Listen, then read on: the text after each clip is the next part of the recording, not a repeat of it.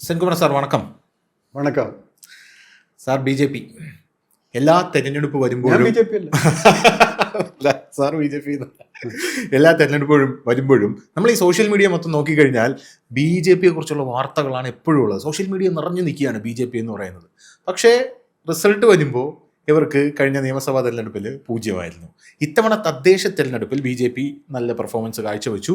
Corporation BJP പിടിച്ചു. അതിനുശേഷം ഇവിടെയുള്ള മാധ്യമപ്രവർത്തകർ കുറച്ചുകൂടെ അലേർട്ടായിട്ടുണ്ട്. മാധ്യമപ്രവർത്തകരുടെ കാര്യം വളരെ രസകരമാണ്. അവർ BJP ജയിക്കുന്ന മണ്ഡലങ്ങൾ എപ്പോഴും ഫോക്കസ് ചെയ്യും. നമ്മൾ വിചാരിക്കും അവർക്ക് BJPയോടുള്ള സ്നേഹം കൊണ്ടാണെന്ന്. പക്ഷേ അവർ എതിരാളികൾക്ക് പറഞ്ഞു കൊടുക്കുകയാണ് അവിടെ ജയിക്കും, അദ്ദേഹം അവിടെ ജയിക്കാൻ പോവുകയാണ്, ജയിച്ചു കഴിഞ്ഞു എന്നൊക്കെ പറഞ്ഞു കൊടുത്തുകൊണ്ടിരിക്കും. ഇത്തവണ 36 മണ്ഡലങ്ങളാണ് ഇവർ A ക്ലാസ് മണ്ഡലങ്ങളായിട്ട് കണക്കാക്കിയിരിക്കുന്നത്. തദ്ദേശ തെരഞ്ഞെടുപ്പ് കൂടെ കഴിഞ്ഞപ്പോൾ വളരെ സ്ട്രോങ് ആയിട്ട് BJP കുറഞ്ഞത് ഒരു 5-ൽ കൂടുതൽ സീറ്റ് പിടിക്കുമെന്ന് പറയുന്നു. പക്ഷേ BJPയുടെ ശുഭാപ്തി വിശ്വാസം അവരൊരു 10 സീറ്റ് അല്ലെങ്കിൽ ഒരു 9 സീറ്റ് പിടിക്കുമെന്നാണ് അവരുടെ വിശ്വാസം എന്ന് പറയുന്നത്.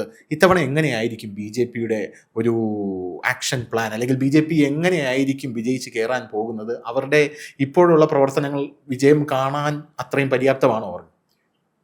അതിൽ ഒന്നാമത്തെ കാര്യം, BJP ശരിയായി മത്സരിക്കുകയാണെങ്കിൽ, അതായത് സാമാന്യം സ്ട്രാറ്റജി എല്ലാം കൃത്യമായിട്ട് ഫോളോ ചെയ്ത് അവർ എന്താണ് ജനങ്ങൾക്ക് വേണ്ടി കഴിഞ്ഞ 11 കൊല്ലം 12 കൊല്ലം ആകാൻ പോകുന്നു ഇപ്പോൾ കേന്ദ്ര ഗവൺമെൻറ് ചെയ്തിരിക്കുന്നത്, അതിൻ്റെ എന്തെല്ലാം ഗുണങ്ങൾ കേരളത്തിലെ ജനങ്ങൾക്ക് കിട്ടിയിട്ടുണ്ട്, അതുപോലെ നേരിട്ട് അവർക്ക് ഇനി കിട്ടാവുന്ന, അതായത് ഞങ്ങൾ വന്നാൽ അത് നടപ്പാക്കി കിട്ടാവുന്ന, പലതും നടപ്പാക്കി കൊടുക്കാത്ത കുറേ കാര്യങ്ങളുണ്ട്.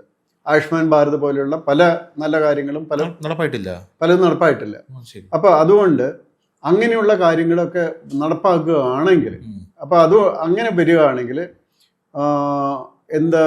കേരളത്തിലുണ്ടാകുന്ന മാറ്റം എന്താണ്, ഇത് കൃത്യമായിട്ട് അവതരിപ്പിക്കാൻ പറ്റുകയാണെങ്കിൽ കേരളത്തിൽ BJPക്ക് ഞാൻ ഏറ്റവും കുറഞ്ഞത് ഏത് സുനാമി ഉണ്ടായാലും ഒരു 6 സീറ്റാണ് പ്രതീക്ഷിക്കുന്നത്. പക്ഷേ പൊളിറ്റിക്കൽ ഇസ്ലാം ഇത്ര ശക്തമായിട്ടുള്ളൊരു നാടാണല്ലോ സാർ കേരളം മതേതരത്വത്തിൻ്റെ നാടെന്നാണ് അവർ പറയുന്നത്. വർഗീയതയ്ക്ക് ഇവിടെ സ്ഥാനമില്ല എന്നാണ് പല ആൾക്കാരും പറയുന്നത്. അങ്ങനെയുള്ള സാഹചര്യത്തിൽ BJP ഇവിടെ വിജയിക്കുമോ എന്നുള്ള ചോദ്യം പല ആൾക്കാരും ഉയർത്തുന്നുണ്ട്. തിരുവനന്തപുരം നമുക്ക് വിടാം, ബാക്കിയുള്ള സ്ഥലങ്ങൾ. തിരുനാവായി നോക്കിയാൽ മതിയില്ലേ? നോക്കുക, തിരുനാവായിൽ 30 ലക്ഷം പേരോളം വന്നില്ലേ? എന്ത് പ്രചരണം ഉണ്ടായിരുന്നു? ഒരു ചെറിയ അൺടുവേർഡ് ഇൻസിഡന്റ് പോലും നടന്നു? ഒന്നും നടന്നില്ലല്ലോ. എന്ത് പബ്ലിസിറ്റി ഉണ്ടായിരുന്നു? എല്ലാവരും അതിനെ അവഗണിച്ചില്ലേ? ഈ പറയുന്ന വലിയ മീഡിയ മുഴുവൻ അവസാന ദിവസങ്ങളിലേക്ക് അവിടെ വരാൻ നോക്കി, അത്രേ ഉള്ളൂ. പക്ഷെ എന്നിട്ട് അവിടെ ആള് വന്നില്ലേ? വോട്ടായി മാറുമോ? അതല്ല, അത് വോട്ടാക്കി മാറ്റുന്നതിലാണ് BJPയുടെ കഴിവിരിക്കുന്നത്. അപ്പൊ അവിടെ തന്നെ ഞാൻ പറയുകയാണെങ്കിൽ BJP ലീഡർഷിപ്പ് ഫെയിൽ ചെയ്ത എന്താണെന്ന് വെച്ചാൽ, അവിടെ അവരുടെ ഒരു സീനിയർ ലീഡർ, ഒരു senior vice president, well known face, KS Radhakrishnan സാറിനെ പോലെയുള്ള ഫേസുകൾ, അതേപോലുള്ള ആൾക്കാർ, ജനറൽ സെക്രട്ടറിമാർ, അവിടെ ഒരു ചെറിയ ടീമും കൂടി അവിടെ എല്ലാ ദിവസവും ഉണ്ടാകണമായിരുന്നു. അവരെല്ലാ ദിവസവും അവിടെ ഉള്ള മീഡിയന്, സോഷ്യൽ മീഡിയയും ജന്മഭൂമിയും അതുപോലെ ജനം, അവരെ കാണണമായിരുന്നു. അവിടെ വരുന്ന ആൾക്കാരെ കാണണമായിരുന്നു. അവിടെ ആരതിയൊക്കെ നടക്കുമ്പോൾ ഫ്രണ്ടിലുണ്ടാകണമായിരുന്നു. അങ്ങനെ ഇരിക്കുകയാണെങ്കിൽ ഇത് ഞങ്ങൾ കൂടിയാണ് നടത്തുന്നത് എന്നൊരു തോന്നൽ ഈ വരുന്നവർക്ക് മുഴുവൻ ഉണ്ടാക്കിയിരുന്നെങ്കിൽ അത് ആ വോട്ടും അവരുടെ വീട്ടുകാരുടെ വോട്ടും കൂടി അവർക്ക് കൺവേർട്ട് ചെയ്ത് കിട്ടുമായിരുന്നു. മനസ്സിലായോ? അപ്പൊ അതവർ ചെയ്തില്ല. അപ്പൊ അവർക്ക് സ്ട്രാറ്റജിക്കൽ ഫെയിലിയർ കുറേ ഉണ്ട്. അതാണ് ഞാൻ പറഞ്ഞ, സ്ട്രാറ്റജിക്കലായിട്ട് അവർ ചിന്തിക്കുകയാണെങ്കിൽ. അപ്പൊ അതുകൊണ്ട് ഇപ്പൊ അവര് 11 സീറ്റിൽ കഴിഞ്ഞ ലോക്സഭാ തെരഞ്ഞെടുപ്പിൽ അവര് 1-ാം സ്ഥാനത്ത് എത്തിയിട്ടുണ്ട്. പക്ഷെ അതിലൊക്കെ സാധാരണ സംഭവിക്കാറുള്ളത്, അസംബ്ലി ഇലക്ഷൻ വരുമ്പോൾ ക്രോസ് വോട്ടിംഗ് നടത്തും. ക്രോസ് വോട്ടിംഗ് നടത്തി കഴിഞ്ഞിട്ട് BJP തോൽപ്പിക്കാൻ വേണ്ടി LDF വോട്ട് ചെയ്യുന്ന സമ്പ്രദായം. ഇപ്പോ മഞ്ചേശ്വരം, കാസർഗോഡ് മണ്ഡലങ്ങളിൽ CPM വോട്ട് ഈ മുസ്ലിം ലീഗിന് വേണ്ടി മറയ്ക്കുന്നുണ്ട്. അങ്ങനെയാണ് ഇപ്പൊ 89 വോട്ടിനും 800 വോട്ടിനും ഒക്കെ സുരേന്ദ്രൻജി തോറ്റു പോകുന്നത്. അപ്പൊ അങ്ങനെ ഒരു വോട്ട് മറയ്ക്കൽ ഈ തവണ ഉണ്ടാകുമെന്ന് എനിക്ക് തോന്നുന്നില്ല. കാരണം CPM-നെ സംബന്ധിച്ചിടത്തോളം ലോക്കൽ ബോഡി ഇലക്ഷനിൽ കിട്ടിയ ഷോക്കുണ്ട്. അവരെ സംബന്ധിച്ചിടത്തോളം ഇന്ത്യയിൽ ഇപ്പൊ വേറെ എങ്ങും ഇല്ല. അപ്പൊ ഇനി ഇവിടെ കൂടി ഇല്ലാതായാൽ അവരെ സംബന്ധിച്ചിടത്തോളം അസ്തമിച്ചു, അവരങ്ങ് പോകുകയാണ്. അപ്പൊ അതില്ലാതിരിക്കാൻ, ഒരു അസ്തമനം ഇല്ലാതിരിക്കാൻ CPM-ഉം LDF-ഉം CPI-യും കാര്യമായി ശ്രമിക്കേണ്ട ഒരു സമയമാണിത്. അപ്പൊ അവരത് ഇനി BJP തോൽപ്പിക്കലാണോ പ്രധാനം, അതോ ഭരണത്തിലെത്താനോ, അല്ലെങ്കിൽ ഭരണത്തിലെത്തിയില്ലെങ്കിൽ പോലും സാമാന്യം നല്ലൊരു വലിയ പ്രതിപക്ഷമാകാനാണോ അവർ ശ്രമിക്കുക? തീർച്ചയായിട്ടും ഞാൻ വിചാരിക്കുന്നത് അതിന് രണ്ടിനും, അതായത് ജയിക്കാൻ ഫസ്റ്റ് പ്രയോറിറ്റി, സെക്കൻഡ് പ്രയോറിറ്റി ഒരു വലിയ പ്രതിപക്ഷമാകാൻ ഉള്ളിലെങ്കിലും ആയിരിക്കും അവർ ശ്രമിക്കുക. അങ്ങനെ വരുമ്പോൾ ക്രോസ് വോട്ടിംഗ് അവരുടെ നടക്കില്ല. എന്തായാലും UDF ജയിക്കാൻ ഉള്ള ഒരു സുനാമി ഉണ്ടാക്കാനുള്ള വ്യഗ്രതയിൽ അവരുടെ ക്രോസ് വോട്ടിംഗ് നടക്കാൻ ഇത്തവണ സാധ്യത വളരെ കുറവാണ്. അപ്പൊ നിയമത്തൊക്കെ ചെയ്തിരുന്നത് പോലെ ക്രോസ് വോട്ടിംഗ് ബാക്കി പറയുന്ന 11 മണ്ഡലത്തിലും ചെയ്ത് കിട്ടാനായിട്ട് സാധ്യത കുറവാണ്. അപ്പൊ അതുകൊണ്ട് ആ മണ്ഡലങ്ങളിൽ, പ്രത്യേകിച്ച് ഈ മണ്ഡലങ്ങളിലൊന്നും വരാത്തതാണ് ഈ പറഞ്ഞ മഞ്ചേശ്വരം, അതുപോലുള്ള കാസർഗോഡ് പോലുള്ള മണ്ഡലങ്ങൾ. കാരണം ഇത് പ്രധാനമായിട്ടും തിരുവനന്തപുരവും അതുപോലെയുള്ള ആറ്റിങ്ങൽ, തൃശ്ശൂർ മണ്ഡലങ്ങളിൽ പെട്ടതാണ് ഈ 11 അസംബ്ലി മണ്ഡലങ്ങൾ വരുന്നത്. അപ്പൊ അങ്ങനെ അല്ലാത്ത മണ്ഡലങ്ങളിലും ഉണ്ട്.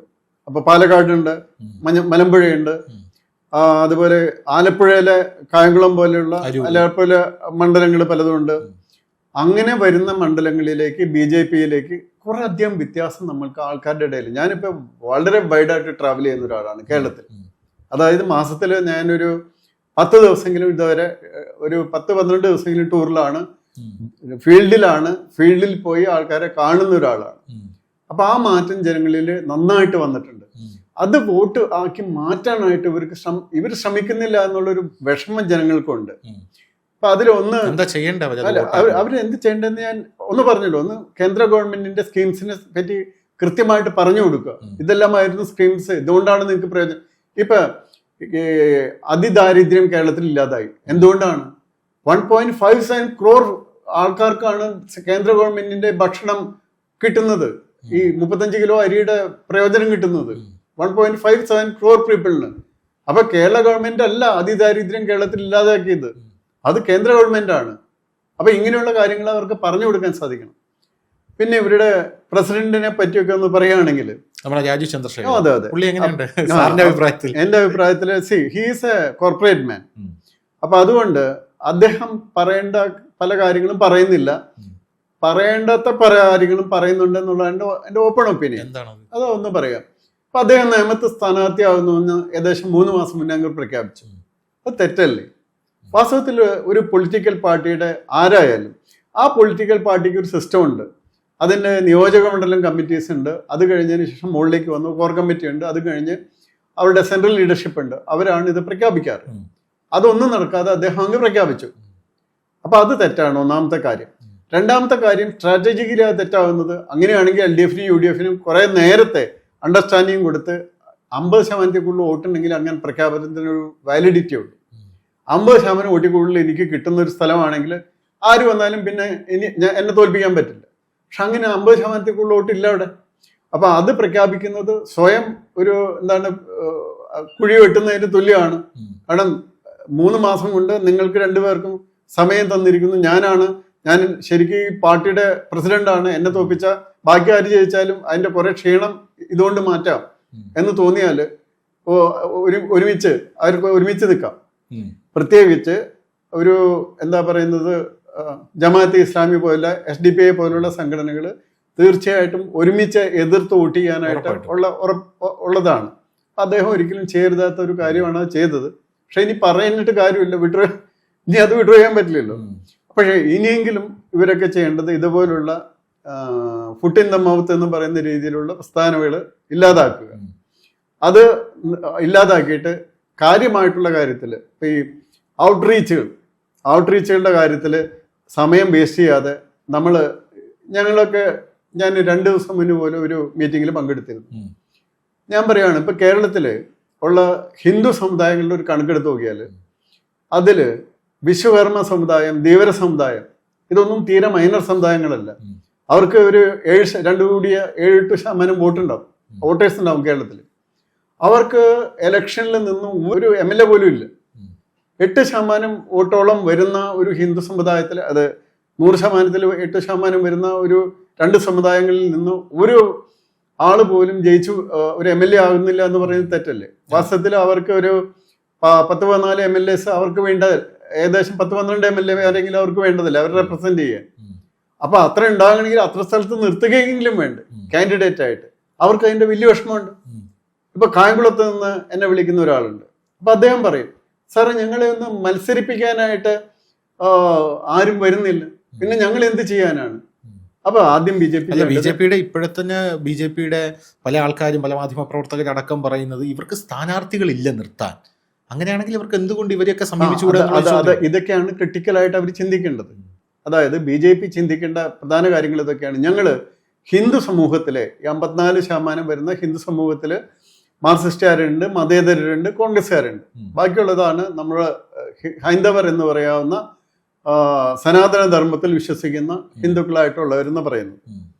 അപ്പോൾ ആ ഭാഗത്തേക്ക് ഇവരെല്ലാം ശരിക്കും പറഞ്ഞാൽ വിശ്വകർമ്മ സമുദായവും അതുപോലെ ധീവര സമുദായമൊക്കെ ബൈ ബർത്ത് ഏകദേശം സനാതന ധർമ്മത്തിൽ മാത്രം വിശ്വസിച്ച് വരുന്ന ആ പൂജയും ആചാരങ്ങളും കൊണ്ട് അങ്ങനെയുള്ള ഒരു സമുദായക്കാരാണ്. അവരെ പുതുതായിട്ട് കൊണ്ട് ചേർക്കേണ്ട ഒരു ആൾക്കാരല്ല. നോക്കിക്കോ, അവരുടെ ആരാധനകളും ഒക്കെ നോക്കിക്കോളൂ. നാളെ പഴയ കാലം മുതൽ എടുത്ത് നോക്കിയാലും മതി. ഇപ്പോഴും അത് അങ്ങനെ തന്നെയാണ്. അപ്പൊ അവർക്കൊക്കെ കാൻഡിഡേറ്റ്സ് ആയിട്ട് നിൽക്കാനുള്ള അവസരങ്ങൾ കൊടുക്കണം. ജയിക്കാവുന്ന കോൺസ്റ്റിറ്റ്യുവൻസിയിൽ നിർത്തണം. അതായത് അവർ തോൽക്കുന്ന ഒരു 2-3 കോൺസ്റ്റിറ്റ്യുവൻസി കണ്ടുപിടിച്ച് എന്നാ ഇത് നിർത്തട്ടെ എന്നല്ല പറയുന്നത്. ഞങ്ങൾ ജയിക്കാൻ പോകുന്ന A ക്ലാസ് മണ്ഡലത്തിൽ ഞങ്ങൾ നിങ്ങളെ MLA ആക്കാനായിട്ട് സ്റ്റെപ്പ് എടുക്കുന്നു. നിങ്ങൾ ബാക്കി എല്ലായിടത്തും ഇതിന്റെ വ്യത്യാസം ഉണ്ടാക്കണം. പക്ഷേ BJP ഇപ്പോൾ നിയമസഭയിൽ 0 സീറ്റിലാണ് നിൽക്കുന്നത്. അപ്പൊ A ക്ലാസ് മണ്ഡലം തുടക്കത്തിൽ തന്നെ അവരെ പോലെ അവർക്ക് കൊടുക്കണമെന്നുള്ളത് 100% ഉറപ്പാണ്. പക്ഷെ ജനങ്ങൾക്ക് പരിചയമില്ലാത്ത ഫേസുകൾക്ക് കൊടുത്തു കഴിഞ്ഞാൽ അത് റിസ്ക് ഇല്ലേ? പരിചയമൊക്കെ വന്നോളുന്നേ, അതൊക്കെ തീർച്ചയായിട്ടും വന്നോളും. അതിപ്പോ ഒരു പാർട്ടിയുടെ ചിഹ്നത്തിൽ മത്സരിക്കുമ്പോൾ ആ പരിചയമൊക്കെ വരും. അപ്പൊ ആ പരിചയം ഇപ്പൊ നരേന്ദ്ര മോഡിജി വാരണാസി പോയി നിന്നിട്ട് എന്തായി സംഭവിച്ചത്? അദ്ദേഹം ഗുജറാത്ത് മുഖ്യമന്ത്രി അല്ലായിരുന്നു. അവിടെ പരിചയക്കുറവെല്ലാം ഉണ്ടായിരുന്നു? ഒന്നും ഉണ്ടായിരുന്നില്ല. ഗുജറാത്ത് മുഖ്യമന്ത്രിയായിരുന്നു. അതുപോലെ പക്ഷെ ആൾ ഇന്ത്യ തലത്തിൽ അങ്ങനെയല്ലായിരുന്നല്ലോ. ഡെസ്ക് എന്താ പറയുന്നത്, ഇഷ്ടപ്പെടാത്ത ഒരാള് എന്ന നിലയിലാണ് പലരും അദ്ദേഹത്തിനെ പ്രൊജക്ട് ചെയ്തിരുന്നത്. അതായത് ഈ കേരളത്തിലൊക്കെ വരുന്ന സമയത്ത് അദ്ദേഹത്തിന്റെ കൂടെ പോകാൻ ആരും ഇല്ലാത്ത അവസ്ഥയൊക്കെ ഉണ്ടായിരുന്നു. അപ്പൊ അങ്ങനെയുള്ള പല സ്ഥലത്തും വിദേശത്ത് പോകുന്നതിനുള്ള, അമേരിക്ക പോകുന്നതിനുള്ള വിസ കിട്ടായ്മ മാത്രമല്ല ഞാൻ പറയുന്നത്, പലയിടത്തും ഇദ്ദേഹത്തിന്റെ കൂടെ നിൽക്കുന്നത് തെറ്റാണ് എന്ന് വിശ്വസിക്കുന്ന, അതിൽ നിന്നാണ് അദ്ദേഹം 272 സീറ്റിലേക്ക് ഒറ്റയടിക്ക് കയറി വന്നത്. അപ്പൊ അതുകൊണ്ട് ഈ 0 നിന്നിരുന്നു എന്നുള്ളത് ഒരു കൺസിഡറേഷൻ അല്ല.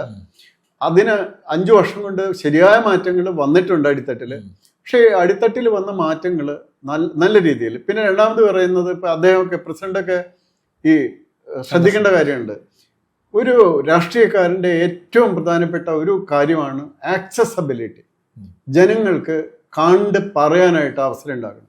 അത് എവിടെ വെച്ചാലും ഇതായാലും ഓഫീസിൽ ഞാൻ സ്വയം ഭക്ഷണം കഴിച്ചില്ലെങ്കിലും ആ സമയത്താണ് ഒരുത്തൻ കയറി വരുന്നതെങ്കിൽ ആളെ കാണുക. മനസ്സിലാവുന്നുണ്ടോ?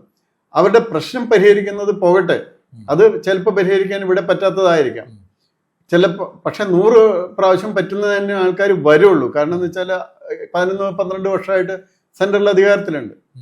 അപ്പൊ അങ്ങനെയുള്ള ആൾക്കാരെ കണ്ടേ പറ്റുള്ളൂ. അദ്ദേഹത്തിന്റെ ഏറ്റവും പ്രധാനപ്പെട്ട ഒരു കാര്യമാണ് ഈ ജനങ്ങളുമായിട്ട് മിക്സ് ചെയ്യുക. അതായത് കൂടെ നടക്കുന്ന ശിങ്കിടികളുമായിട്ട് മിക്സ് ചെയ്യുക എന്നുള്ളതല്ല. ആ ശിങ്കിടികളൊക്കെ എവിടെയും പോകട്ടെ, അവർക്കൊന്നും വോട്ടില്ല.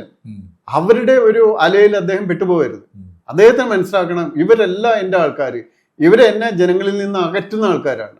അതിനൊരു വലിയ എക്സാമ്പിളാണ് ഉമ്മൻചാണ്ടി സാറ്. ഇപ്പൊ ഉമ്മൻചാണ്ടി സാറിന് ഒരു ദിവസം ഒരു 10,000 പേരെങ്കിലും കണ്ടില്ലെങ്കിൽ അദ്ദേഹത്തിന് ഉള്ള ഭക്ഷണം പോലും കഴിക്കാൻ പറ്റില്ല. അദ്ദേഹം കഴിക്കുന്ന ഭക്ഷണം പലപ്പോഴും മുണ്ടു മടക്കി നിന്ന് ഏതെങ്കിലും കോർണറിൽ പോയി നിന്ന് ഒരാളും ഇല്ലാത്ത ഭക്ഷണം കഴിക്കുന്നതൊക്കെ നമ്മൾ കാണാറുണ്ട്. അപ്പൊ അത്രയൊന്നും ആയില്ലെങ്കിൽ പോലും വരുന്ന ആൾക്കാരെ തീർച്ചയായിട്ടും അവർക്ക് വിഷമമില്ലാതെ ഓഫീസിൽ വരുന്നവരെ സ്വീകരിക്കാനും, ഓഫീസിൽ വരുന്നവര് അതിഥി ദേവോ ഭവ എന്നുള്ള മട്ടിൽ സ്വീകരിക്കാനും ഓഫീസിൽ സ്ട്രിക്റ്റ് ആയിട്ടൊരു ഇൻസ്ട്രക്ഷൻ കൊടുക്കണം. മനസ്സിലായോ? അദ്ദേഹം ചെയ്യേണ്ട രണ്ടാമത്തെ ഒരു കാര്യമാണിത്. ഓഫീസിൽ വരുന്നവർക്ക് അതിഥി ദേവോ ഭവ, ഇതാണ് എൻ്റെ ശിങ്കിടികൾക്ക് ഞാൻ കൊടുക്കുന്ന നിർദ്ദേശം. അത് തെറ്റിക്കുന്ന ശിങ്കിടി അവിടെ അടുത്ത ദിവസം പോലും ഉണ്ടാകരുത് എന്ന് ഉറപ്പിക്കണം. അങ്ങനെ അപ്പൊ മാത്രമല്ല, ഞാൻ എൻ്റെ റൂമിൽ ഈ ഞാൻ പറയുന്ന സമയം ഒഴിച്ച് ഏതെങ്കിലും രഹസ്യമായിട്ട് സംസാരിക്കുന്ന സമയം ഒഴിച്ച് ഇവർക്ക് കയറി വരാനായിട്ട് പറ്റണം. ഫ്രീ ആക്സസ് വേണം. അപ്പൊ അതൊരു കോർപ്പറേറ്റ് ഇതിൽ പഠിച്ചു വരുന്ന, അല്ല അത് പൊളിറ്റിക്കൽ ഇതിൽ സിസ്റ്റത്തിൽ വരുന്നതാണ്. അപ്പൊ ഞങ്ങൾ പോലീസിലായിരിക്കുന്ന സമയത്ത് ഞങ്ങൾക്ക് ഈ വിധത്തിലൊക്കെ, ഇപ്പൊ ഞാനൊക്കെ DGP ആയിരിക്കുമ്പോഴും അല്ലാതെ ഏത് സമയത്തും ഞാൻ ലോക്കൽ പോലീസിലോ അല്ലെങ്കിൽ KSRTC MDO ഇതൊക്കെ ആയിരിക്കുന്ന സമയത്ത് നമ്മളെന്താ ചെയ്യുന്നത്? ഇപ്പൊ ഉച്ചയ്ക്ക് ഞാൻ പലപ്പോഴും ഉച്ചഭക്ഷണം കഴിക്കുക 6 മണിക്കൊക്കെയാണ് DGPയുടെ വൈകുന്നേരം. കാരണം ഞാൻ വിചാരിക്കുന്നത് എന്താണെന്ന് വെച്ചാൽ ഞാൻ കാലത്ത് 10 മണിക്ക് പരാതിക്കാർക്ക് വരാൻ സമയം കൊടുത്തിട്ടുണ്ട്. അത് 10 മണി മുതൽ 12 മണി വരെയാണ് കൊടുത്തിരിക്കുന്ന സമയം. പക്ഷെ ആൾക്കാർ പിന്നെയും വന്നുകൊണ്ടിരിക്കും. അപ്പൊ ഇവര് ഉച്ചയ്ക്ക് അവര് 15 പേര് ഊണ് കഴിക്കാതിരിക്കണം, ഞാൻ ഊണ് കഴിക്കണം എന്ന് പറയുന്നതിന് ഞാൻ ഒരാൾ ഊണ് കഴിച്ചില്ലെങ്കിലും കുഴപ്പമില്ല. അവരുടെ 10-15 പേരുടെ ഊണും അവരുടെ തിരിച്ചു പോക്കും അത് നമ്മൾ എൻഷുർ ചെയ്യണം. അപ്പൊ അതേപോലെ ഒരു ക്യാരക്ടർ ഈ ഓഫീസിൽ ഓർഡർ കൊടുക്കണം, അത് ഡെവലപ്പ് ചെയ്യാനായിട്ട് പ്രസിഡന്റ് ശ്രദ്ധിക്കണം. അത് എനിക്ക് ഉള്ള അറിവ് അതാണ്. അപ്പൊ അതിന്റെ ഒരു ലാക്സിറ്റി കുറച്ചുണ്ട്. പക്ഷെ അദ്ദേഹം വന്നതിന് ശേഷം BJP-യിൽ അതിഗംഭീരമായിട്ടുള്ള പ്രവർത്തനങ്ങൾ നടക്കുന്നു അടിത്തട്ടിൽ എന്നുള്ളതാണ് പൊതുവെയുള്ള സംസാരം. രാജീവ് ചന്ദ്രശേഖരൻ വന്നു കഴിഞ്ഞ ശേഷം ഇവിടെ തദ്ദേശ തെരഞ്ഞെടുപ്പിൽ BJP തിരുവനന്തപുരം കോർപ്പറേഷൻ പിടിച്ചു കഴിഞ്ഞു. ഇനി രാജീവ് ചന്ദ്രശേഖരൻ ഞാനത് അല്ല എങ്കിൽ മനസ്സിലായി, ചോദ്യം മനസ്സിലായി, അതുകൊണ്ട് ഞാൻ പറയുന്നത് അതിൽ ഒന്ന് നമ്മൾ നോക്കുക. BJP-ക്ക് 15.2% വോട്ടുണ്ടായിരുന്നത് 14.71% വോട്ടായിട്ട് മാറുകയാണ് ചെയ്തത് കേരളത്തില്. അതിൽ ഈ തിരുവനന്തപുരം കോർപ്പറേഷൻ, കോഴിക്കോട് കോർപ്പറേഷൻ അല്ലെങ്കിൽ കൊല്ലം ഇങ്ങനെയുള്ള കോർപ്പറേഷൻ സ്ഥലങ്ങളിൽ കുറച്ച് സീറ്റുകൾ കൂടുതൽ കിട്ടിയിട്ടുണ്ട്. പക്ഷെ തിരുവനന്തപുരം കോർപ്പറേഷനിൽ പോലും 2% വോട്ട് കൂടുതൽ CPM-നാണ് അല്ലെങ്കിൽ LDF-നാണ്. അതൊരു യാഥാർത്ഥ്യം നമ്മൾ മറക്കരുത്. സീറ്റ് കൂടുതൽ BJP-ക്ക് കിട്ടി, പക്ഷെ വോട്ട് കൂടുതൽ CPM-ന് കിട്ടി. CPM എന്ന് ഞാൻ ഉദ്ദേശിക്കുന്ന LDF-ന് കിട്ടി. അതാണ് യാഥാർത്ഥ്യം. അപ്പൊ എന്ത് പറ്റിയെന്ന് വെച്ചാല് ഇവരുടെ പുതിയ ജെറിമാൻഡറിങ് ഒക്കെ അവർക്ക് എതിരായിട്ട് പോയെന്നുള്ളത്. അപ്പൊ ഞാൻ താമസിക്കുന്ന ഈ സ്ഥലത്തിന്റെ PTP നഗർ വാർഡ് ഇത് BJP ജയിക്കുള്ളൂ അറിയാം. അവരത് 4 വിഭജിച്ചു, 4 വാർഡിൽ ചേർത്തു, 4 വാർഡും BJP ജയിച്ചു. മനസ്സിലായോ? അപ്പൊ ഇതേപോലെയുള്ള കാര്യങ്ങൾ കുറെ നടന്നായിരുന്നു. അതായിരിക്കില്ല അസംബ്ലിയിൽ വരുമ്പോൾ നടക്കുന്നത്. അപ്പൊ അതുകൊണ്ട് പ്രവർത്തനം നമ്മൾ ഔട്ട്വേഡ് കാണുന്നുണ്ട്, കുറെ PR വർക്ക് നടക്കുന്നുണ്ട്. പക്ഷെ താഴെത്തട്ടിലുള്ള ജനങ്ങൾക്ക് നമ്മൾ നോക്കേണ്ടത്, ഒന്ന്, BJP 12 വർഷത്തോളം കേന്ദ്രത്തിൽ അധികാരത്തിൽ ഇരുന്നുകൊണ്ട് കേരളത്തിലുള്ള BJP പ്രവർത്തകരുടെ ഏതെല്ലാം കാര്യങ്ങളിൽ ക്ഷേമ പ്രവർത്തനങ്ങൾ നടത്താൻ സാധിച്ചിട്ടുണ്ട്, അവർക്ക് എന്ത് ഹെൽപ്പ് കൊടുക്കാൻ സാധിച്ചിട്ടുണ്ട്, ആ തലത്തിൽ കൊടുക്കാവുന്ന ഹെൽപ്പ്. അപ്പൊ അവർക്ക് അത്യാവശ്യത്തിന് എന്തെങ്കിലും കാര്യങ്ങൾ, ഇപ്പൊ ഞാൻ BJP നേതാവാണെന്ന് വിചാരിച്ച് ഞാൻ BJP-ൽ മെമ്പർ ആയിട്ടില്ല. BJP-ക്ക് വേണ്ടി ഒരു BJP നേതാവ് അല്ല, BJP വർക്ക് ചെയ്യുന്നതിൽ ഒരു 10 ഇരട്ടി ഞാൻ അവർക്ക് വേണ്ടി വർക്ക് ചെയ്യുന്നുണ്ട്. എവിടെ പോയാലും എന്നെ ഇപ്പൊ ഞാൻ ഒരു 4-5 ഇതിലധികം ഹിന്ദു ഐക്യ സമ്മേളനത്തിലൊക്കെ പോയിട്ടുണ്ട്. അവിടെയെല്ലാം നമ്മൾ പ്രസംഗിച്ച് അവസാനിപ്പിക്കുന്നത് ഐക്യം തെളിയിക്കുന്നത് ജനാധിപത്യത്തില് ഈ വോട്ട്, ഈ വിരൽ കണ്ടറിയാലോ, ഈ വിരലില് അടയാളമുണ്ട്, ഈ വോട്ട് നമ്മൾ ഒരുമിച്ച് ചെയ്താണ് എന്ന് വരെയാണ് പറഞ്ഞ് അവസാനിപ്പിക്കുന്നത്. ഇതൊക്കെ ചെയ്യുന്നുണ്ട്. പക്ഷേ എനിക്ക് കുറച്ച് ഇഷ്യൂസ് അതിലുണ്ട്, അത് ഞാൻ ഇതിൽ പറയുന്നില്ല. പക്ഷേ അവര് ചെയ്യേണ്ടത് അവരുടെ ആൾക്കാർക്ക് ഇത് കിട്ടുന്നുണ്ടോന്നാണ്. അതുപോലെ അവരുടെ ഏറ്റവും ത്യാഗം സഹിക്കുന്ന ഒരു കാഡർ അവർക്കുണ്ട്. ആ കാഡറിന്റെ ത്യാഗത്തിന് അനുസൃതമായിട്ട് മുകളിലുള്ള നേതാക്കന്മാർ പ്രവർത്തിക്കുന്നുണ്ട് എന്ന് അവര് കൃത്യമായിട്ടൊന്ന് നോക്കണം. അത് പലപ്പോഴും ഞാൻ ഫീൽഡിൽ പോകുന്ന സമയത്ത് എനിക്കുണ്ടാകുന്ന അനുഭവങ്ങൾ, എന്നോട് ആൾക്കാർ പറയുന്നത്, ഇപ്പോൾ ഉദാഹരണത്തിന് ചില ജില്ലകളിൽ പോകുന്ന സമയത്ത് അവിടുത്തെ കുട്ടികളാണ് എൻ്റെ കൂടെ വരുന്നത്. കുട്ടികൾ ഞാൻ ഉദ്ദേശിക്കുന്നത് ഒരു 30 വയസ്സിന് താഴെയുള്ള ആൾക്കാരൊക്കെയാണ് വരുന്നത്. അപ്പൊ ഞാൻ ഇതൊക്കെ ചോദിക്കുമ്പോൾ അവർ പറയും, ഒരു ഇലക്ഷൻ വരുന്ന സമയത്ത് 1.5 മാസം 2 മാസം ഞാൻ ഓട്ടോറിക്ഷ ഡ്രൈവറാണ്, എൻ്റെ ഓട്ടോ വീട്ടിൽ പാർക്ക് ചെയ്യും. എന്നിട്ട് ആ 2 മാസം വീട് നടക്കണ്ടേ, ആ വീട് നടത്താനായിട്ട് ഞാൻ 2 മാസത്തേക്കുള്ള ലോൺ എടുക്കും. അപ്പൊ കടായി. ഇത് കഴിഞ്ഞ് ഈ കക്ഷി ഇലക്ഷൻ വർക്കിന് പോകുന്ന സമയം ഒരു ചായ പോലും കിട്ടാറില്ല സാറേ എന്നാണ്. അങ്ങനെ ഒരു സിറ്റുവേഷൻ ഉണ്ടാകരുത്. അങ്ങനെ ഒരു സിറ്റുവേഷൻ BJP-യിലെ ഒരു പ്രവർത്തകനും ഉണ്ടാകാതിരിക്കാനായിട്ട് ഇവർ ശ്രമിച്ചാൽ, ഞാൻ 2-3 കാര്യം കൊണ്ട് ഇത് പറയുകയാണെങ്കിൽ, that itself will boost the votes by about 5%. ഇപ്പൊ അവരുടെ പ്രവർത്തകർക്ക് ഇങ്ങനൊരു അനുഭവം ഉണ്ടാകുന്നില്ല എന്നുണ്ടെങ്കിൽ that itself will boost their vote by 5% minimum. മനസ്സിലായോ? അവരുടെ പെർസെൻറ്റേജ് ഓഫ് വോട്ട്സ് ഈ അല്ലാതെ അവർ കൂട്ടാനായിട്ട് ശ്രമിച്ചിട്ടൊരു കാര്യമൊന്നുമില്ല. അപ്പൊ അതുകൊണ്ട് what they should see is that ജനങ്ങൾക്ക് ഈ സാധനങ്ങൾ കിട്ടുന്നു, ആക്സസിബിലിറ്റി ഉണ്ടാകുന്നു, ദർ വോട്ട് വിൽ ഇൻക്രീസ്, ഈ സെൻട്രൽ സ്കീംസ് ഇത് പറഞ്ഞു കൊടുക്കുന്നു. ദാറ്റിൽ അത് മാത്രം, ഞാൻ ഇടയ്ക്ക് ഇംഗ്ലീഷിലായി പോകുന്നു. അപ്പൊ അത് ഒരു 8% വോട്ട് 8-10% വോട്ടെങ്കിലും അവർക്ക് കൂട്ടി കൊടുക്കും. ഇത് ഞാനീ പറഞ്ഞവരുടെ പ്രവർത്തകർക്ക് ഉണ്ടാകുന്ന വിഷമം മാറ്റി കൊടുത്താൽ അതൊരു 5% വോട്ട് കൂട്ടി കൊടുക്കും. ഇങ്ങനെയൊക്കെയാണ് അവർ വോട്ട് കൂട്ടാൻ ശ്രമിക്കേണ്ടത്. അത് അവർ മനസ്സിലാക്കുന്നുണ്ടോ ഇല്ലയോ എന്ന് എനിക്കറിയില്ല. ഞാൻ ഫീൽഡിൽ പോകുന്ന ആളാണ്, നമുക്ക് പാരഫെർനാലിയ ഒന്നുമില്ല, ഒറ്റയ്ക്കാണ് പോകുന്നത്. അപ്പോൾ എല്ലാവരുമായിട്ട് മിക്സ് ചെയ്താണ് പോകുന്നത്. നമുക്ക് അറിയാൻ പറ്റും ഫീൽഡിലുള്ള ആ ഫീലിങ്സ് എന്താണെന്ന് അറിയാൻ പറ്റും. അത് വെച്ചാണ് ഞാൻ പറയുന്നത്. ഇപ്പൊ കഴിഞ്ഞ 2017 ശേഷം ഈ പ്രവർത്തനങ്ങളിൽ ഇപ്പൊ ഞാൻ ഏകദേശം ഒരു 10-70 സ്ഥലത്തെങ്കിലും എനിക്ക് എന്തെന്ന് തോന്നുന്നു CAA പ്രസംഗത്തിന് പോയതാണ്. 2019 ഏറ്റവും കൂടുതൽ പോയ 2 പേര് കേരളത്തിൽ, ഞാനും ഒന്ന് അലി അക്ബറും, അന്ന് ഇപ്പൊ രാമസിംഹനായിട്ടുള്ള അദ്ദേഹമാണ്. എന്ന് വെച്ചാൽ നമ്മൾ പാറശാല മുതൽ ഞാൻ പോയത് അവിടെ കാഞ്ഞങ്ങാട് വരെയാണ്. അങ്ങനെയുള്ള സ്ഥലങ്ങളിലെല്ലാം പോയിട്ടുണ്ട്. അതുകൂടാതെ നമ്മുടെ ശബരിമലയുടെ ഇഷ്യൂവിന് മുഴുവൻ പോയിട്ടുണ്ട്. പക്ഷെ എനിക്ക് കിട്ടിയ അതിൻ്റെ ഗുണം എന്ന് പറയുന്നത് ഏകദേശം എനിക്ക് കൗണ്ടില്ലാത്ത ഏകദേശം 300-ൽ കൂടുതലുണ്ടെന്ന് പറയാൻ പറ്റുന്ന, അതിനുശേഷം 1000-ആണോ 400-ആണോ 500 കേസുകൾ മാത്രമാണ്. അപ്പൊ അത് നമ്മൾ അതേപ്പറ്റിയൊന്നും അധികം ബോധറായിട്ട് ആരോടും പരസ്യമായിട്ടൊന്നും പറയാറില്ല. പക്ഷെ നമ്മൾ മനസ്സിലാക്കേണ്ടത്, അപ്പൊ നമ്മൾക്ക് ഈ ജനങ്ങളുമായിട്ട് ഫീൽഡ് ബന്ധം വരുന്ന സമയത്ത് അവർക്കറിയാം, അവർ പറയുന്നുണ്ട് ഞങ്ങൾക്ക് പലപ്പോഴും ഹെൽപ്പ് കിട്ടുന്നില്ല. ഞാൻ നേതാവാണ്, ഞാൻ നേരത്തെ പറഞ്ഞില്ലേ BJP നേതാവാണെന്ന് വിചാരിച്ച് ഇപ്പോഴും വിളിക്കുന്നുണ്ട്. ഞാൻ പലപ്പോഴും എൻ്റെ പോസ്റ്റിൽ ഇടുന്നുണ്ട്, ഞാൻ ഇതുവരെ BJP മെമ്പർ ആയിട്ടില്ല, ഞാൻ BJPയിൽ മെമ്പർഷിപ്പ് എടുത്താൽ നിങ്ങൾ അറിയും, കാരണം എടുക്കുന്നില്ല എന്ന് ഞാൻ പറഞ്ഞിട്ടില്ല. സെൻകുമാർ സാർ മത്സരിക്കുന്നു പ്രചരണം നടക്കുന്നു. അല്ല, അപ്പൊ അത് പലപ്പോഴും നടക്കാറുണ്ട്. അവര് ശ്രമിച്ചിട്ടുമുണ്ട്, കുഴപ്പമില്ല. അവര് 2021 തന്നെ പരമാവധി അവർ ശ്രമിച്ചാണ് സ്ഥാനാർത്ഥിയാക്കാൻ. എനിക്ക് എൻ്റെതായ ഇഷ്യൂസ് ഉള്ളതുകൊണ്ട് ഞാനത് വേണ്ടാന്ന് നിർബന്ധിക്കുകയായിരുന്നു. അതിന് 2019 അവർ ശ്രമിച്ചാണ് ലോക്സഭാ ഇലക്ഷനിൽ. അതൊന്നും അവരുടെ കുഴപ്പമൊന്നുമില്ല. പക്ഷെ ഞാൻ പറയുന്നത്, അപ്പൊ അവർക്ക് എന്തുകൊണ്ടാണ് എന്നെ വിളിക്കാൻ തോന്നുന്നത്? CPM-ൽ നിന്ന് വന്ന ഒരു വനിത, നോർത്ത് കേരളയിലുള്ളതാണ്, അവർ വിളിക്കുന്നു. അപ്പൊ CPM-ൽ നിന്ന് വന്നിട്ട് അധികം അവര് നാളായിട്ടില്ല, പക്ഷെ അവർ BJP-യിലാണ്. പക്ഷെ അവരുടെ ഒരു ആവശ്യം വന്ന സമയത്ത് അവർ എന്നെയാണ് വിളിക്കുന്നത്. അപ്പൊ ഞാനിത് എന്നെ പൊഴുത്തി പറയല്ല, പക്ഷെ അവർക്ക് അപ്പൊ ഒരു വിഷമമുള്ളത്, അവര് മറ്റു ചില മേഖലയിൽ, ഞാൻ എടുത്ത ദിവസം ചോദിച്ചാൽ എന്തുകൊണ്ടാണ് എന്നെ വിളിക്കുന്നതെന്നാണ്. അപ്പൊ അവര് പറയുന്നത് ഇതാണ്. അപ്പൊ അത് മാറ്റണം. അതായത് ഇങ്ങനെ നമ്മൾ സ്വന്തം ആൾക്കാരെ, അതായത് എൻ്റെ കിങ്ങിണികൾക്ക് മാത്രം ഇത് സഹായം കൊടുക്കുകയുള്ളൂ, അതിന് പുറത്തുള്ളവർക്ക് നമ്മൾ വിളിച്ചാൽ തിരിച്ചു വിളിക്കില്ല, അല്ലെങ്കിൽ അങ്ങനെയുള്ള സംഭവങ്ങൾ ഉണ്ടാകരുത്.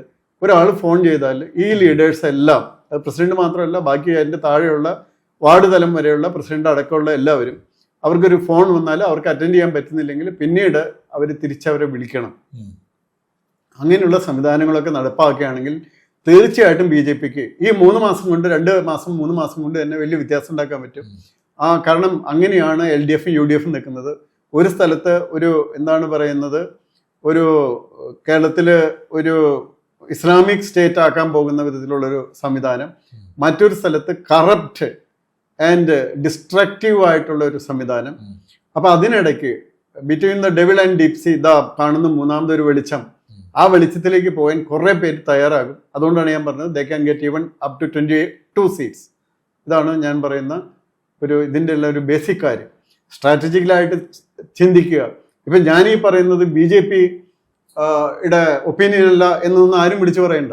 അല്ല, ഇത് സെൻകുമാറിന്റെ ഒപ്പീനിയനാണ്. പക്ഷെ സെൻകുമാറിന് ഇത് ഫീൽഡിൽ നിന്ന് കിട്ടുന്ന വ്യൂ പോയിന്റിന്റെ ഒപ്പീനിയൻ ഞാൻ എക്സ്പ്രസ് ചെയ്യുന്നുള്ളൂ. ഞാനൊരു മീഡിയമായിട്ട് അത് എക്സ്പ്രസ് ചെയ്യുന്നുള്ളൂ. അവർ മനസ്സിലാക്കിയാൽ നല്ലത്. ഇനിയും സമയമുണ്ട്. സമയമുണ്ടെന്ന് പറഞ്ഞാൽ ഇപ്പൊ തുടങ്ങണം. അത് ഇനി ഒരു 2 മാസത്തോളം ഇലക്ഷൻ കിട്ടും. അപ്പൊ അതാ മാറ്റങ്ങൾ ഉണ്ടാകണം. അങ്ങനെ മാറ്റം ഉണ്ടാക്കുകയും നേതാക്കന്മാര് listen to the public, accessibility to the public, to the പ്രവർത്തകൻ, അവന്റെ ബുദ്ധിമുട്ടുകൾ മനസ്സിലാക്കി അത് പറഞ്ഞു കൊടുക്കുക. അതുപോലെ പലയിടങ്ങളിലും ഇവര് ആക്ഷേപിച്ചിട്ടുള്ള, സഹായിക്കാതെ നിഷ്കരണം പുറത്താക്കിയിട്ടുള്ള ആൾക്കാരുണ്ട്. അപ്പൊ ചിലരൊക്കെ ഇലക്ഷൻ നിൽക്കുന്നു എന്ന് പറയുമ്പോൾ ആ ഗ്രൂപ്പ് എന്നെ വിളിച്ചു പറയുന്നുണ്ട്, സാറേ ഞങ്ങൾ തോപ്പിക്കും. മനസ്സിലായോ? അപ്പൊ അതിനുള്ള പണി എന്ന് വെച്ചാൽ അവരുമായിട്ട് ഇവര് കൂടിക്കാഴ്ച നടത്തി അത് പരിഹരിക്കുക, അവരുടെ വിഷമം പരിഹരിക്കുക. അതൊക്കെ അവർ ചെയ്യണം. അപ്പൊ അങ്ങനെയൊക്കെ ചെയ്താൽ മാത്രമേ ഞാൻ ഈ പറഞ്ഞ പരിപാടികളിലേക്ക് BJP എത്തുള്ളൂ. അതാണ് വേണ്ടത്. Thank you sir.